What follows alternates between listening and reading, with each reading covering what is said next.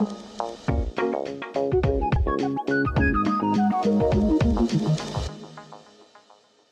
think describing the future consumer, the consumer of tomorrow in the 21st century, is getting harder, but at the same time more straightforward. It's getting harder because increasingly we no longer can use a one-size-fits-all mentality to actually market or to look at the demographics that sit behind the modern consumer. Increasingly, the consumer we have to describe is you.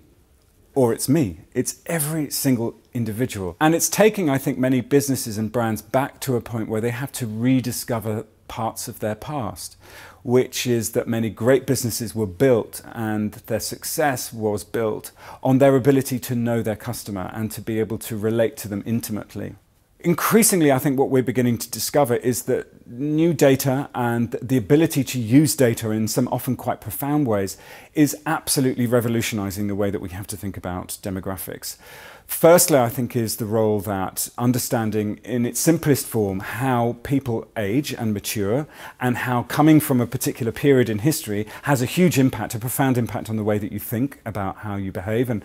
how you shop and how you purchase. But also that your psychographic makeup as an individual is also hugely important because as we know, not all 30-year-olds think or feel the same thing. We still get difference of opinion and we still get difference of attitude. But the combination of the two of age-based demographics with really accurate psychographics, we believe, start to create a very interesting matrix of understanding the 21st century consumer. And the technology and the algorithms that sit behind data are there now that enable us to do that. So rather than thinking in terms of, well, I have 9 groups of people, increasingly we talk to businesses about how you could have 27 different consumer profiles, or 57, or 107, or 577. And all of those can be ever more precise and more detailed and more specific to help you to better understand how to target that customer with the right messaging, the right information, and the right product at the right time. When we start to look at the store of the future, clearly there are some sectors that I think are likely to, in the short term, profit quicker and take advantage of the new technologies faster than others. We'll see the continued removal of points of checkout. That means that convenience stores will be able to cut costs because they won't need people to service the customer, but it will mean that premium brands will invest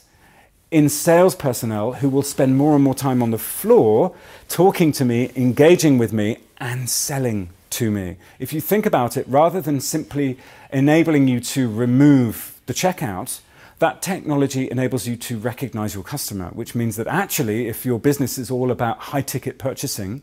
it means you can invest in store staff who are better informed about each and every customer who walks through the door.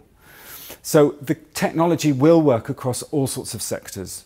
because it will mean that the moment I walk through the door, the sales associate potentially has the information at their fingertips or maybe even coming in to their ear that will tell them who I am, whether I like this brand, whether I'm signed up to your rewards program, your loyalty card, maybe the previous purchases I've made with you in other stores around the world, the type of products I like, the type of social networks that I'm on, how private a person I am or how open a person I am, all the sorts of things that enable you to be able to start to create a relationship with me in that space that is appropriate to how I like to be addressed. And when we start to see the technology used at that level of intimacy, that's when it starts paying real dividends.